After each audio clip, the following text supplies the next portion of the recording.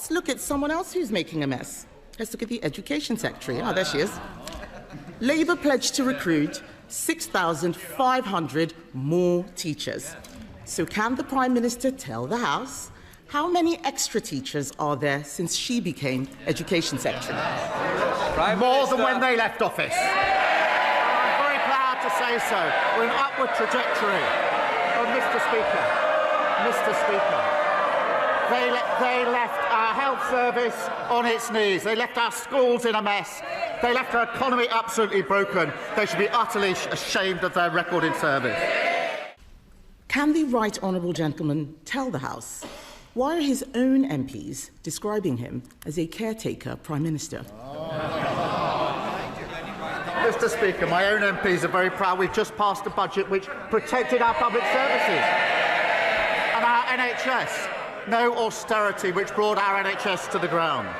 We've created the conditions for economic stability with the headroom we need. And Mr. Speaker, we're concentrating on the single most important issue for families up and down the country, which is the cost of living, by taking £150 off their energy bills. That's in addition to the £150 for the 6 million of the poorest household. We're concentrating on what matters to the country. She's trying to save her job. Mr. Speaker, let me answer the question for the Prime Minister. He's being called a caretaker because everyone can see that he's lost control of his party. And this lot, they're all so busy trying to replace him. Order. Sorry. Can I just say the same people are making the same noises they made last week? I did say last week it wasn't the right time. I wouldn't do it this week. So please, let's not carry on with the way we left it last week. Kemi Badenoch. Mr. Speaker, they can make as much noise as they like. We all know that this lot are so busy trying to replace him that they've taken their eyes off the ball. Let's start, Mr. Speaker. Wait for it. Let's start with the Energy Secretary, who wants to recycle himself as leader. He said he'd cut families' energy bills by £300. Can the Prime Minister tell the House how much have energy bills fallen by since the election? Well, Mr. Speaker, I'm very pleased to say we're taking £150 off energy bills. I can also tell her that that's on top of the £150 we've taken off last year for the 3 million poorest families, now for 6 million poorest families. Mr. Speaker, she talks about leaving. The problem for us, last week, Mr. May, I've told this side, I'll now tell this side. We don't need the pantomime auditions anymore, please. Mr. Speaker, last week I pointed out that 3 of our ex-MPs went to reform. That included the former Deputy Chairman, Jonathan Gullis. He liked to think of himself as a straight talker. He said they're finished and they've lost the trust of the British people. In total, Mr. Speaker, 21 ex-Tory MPs have now left for reform. The real question, Mr. Speaker, is who's next?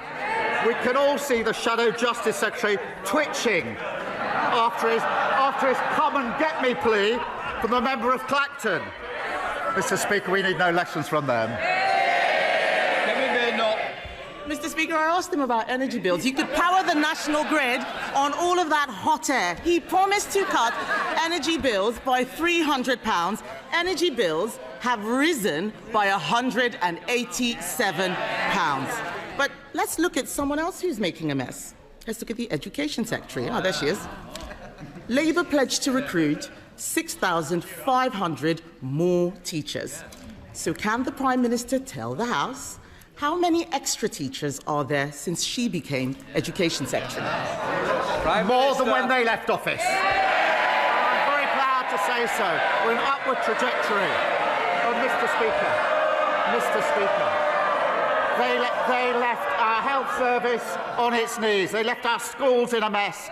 They left our economy absolutely broken. They should be utterly ashamed of their record in service. Wrong.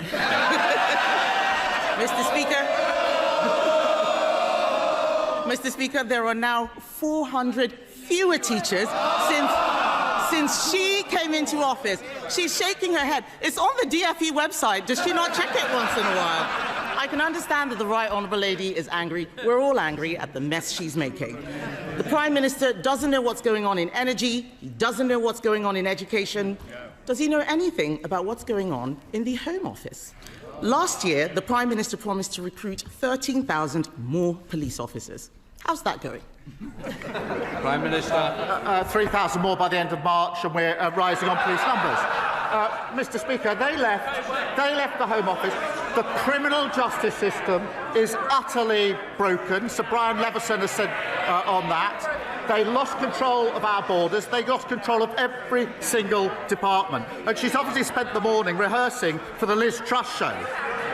She's probably going to be the guest star next week.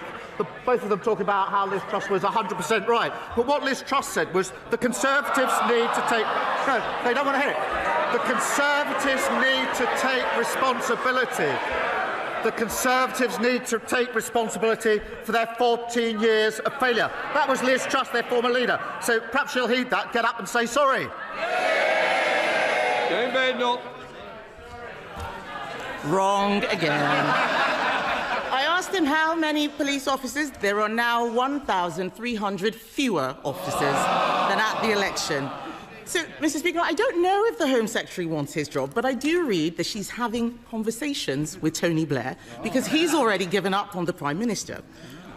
Why don't we talk about the Health Secretary? Let's see how he's doing. We do know he definitely wants the job. He said he'd end the doctor strikes. So can the Prime Minister tell the House how many appointments have been lost to strike action since last July? Mr. Speaker, they left the NHS an absolute mess, with the highest waiting lists on record and the lowest confidence in the NHS ever. The Health Secretary said he would do 2 million extra appointments. He hasn't done 2 or 3 or 4. He's done 5 million extra appointments. That is because we invested in the NHS. What did they do? Having broken it, they voted against that investment. They should hang their heads in shame. Mr. Speaker, I asked him how many appointments have been lost to strike action. He doesn't know. Let me tell him. We have lost 93,000 appointments to strikes since the Health Secretary gave doctors a massive pay rise. It's the truth. I know they wouldn't know the truth if it punched them in the face, but I'm telling them the truth. It is no wonder that we read this morning that the former Deputy Prime Minister has said about the Health Secretary she'd rather stick pins in her eyes than be on his golden ticket. And, Mr. Speaker, the Prime Minister congratulates himself on 5 million extra appointments.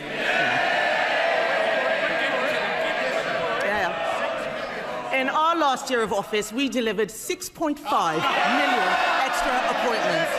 Under Labour, Mr. Speaker, everything is getting worse. Jobs, bills, police numbers, teacher numbers, everything is getting worse.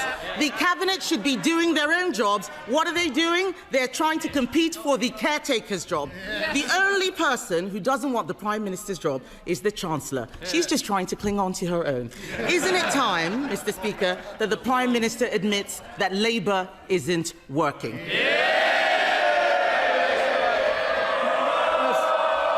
Mr. Speaker, she's living proof you can say whatever you like when nobody is listening to anything you have to say. There's absolutely no substance. She's no credibility on the economy. She still believes that Liz Truss was 100% right. She wants to go back to austerity with £47 billion of cuts. She thinks the minimum wage should be frozen too high. She's got no credibility on foreign policy. She complains about trade deals she tried to get and we got. She says that we should stay at home and not attend NATO or the G7. On issue after issue, she's clinging on to reform. That's not leadership, it's weakness. No wonder so many are leaving her party. They know there's absolutely no reason to stay. Thank you, Mr. Speaker. Subscribe to One India and never miss an update. Download the One India app now.